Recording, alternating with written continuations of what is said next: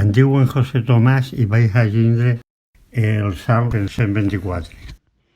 Si el Senyor no hagués estat a favor nostre, què respongué el pobre Israel? Si el Senyor no hagués estat a favor nostre quan uns homes intentaven assaltar-nos, ens haurien engolit de viu en viu. Tan gran era la fúria que portaven, se ho haurien endut les aigües.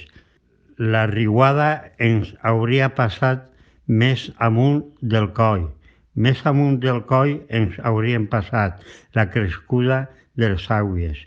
Beneit siga el Senyor que no ens deixa caure a les seues dents. Han salvat la vida con l'ocell que fuig del llac dels caçadors. S'han trencat el llat i tots ens hem salvat. El nostre auxili és el nom del Senyor, que ha fet el cel i la terra.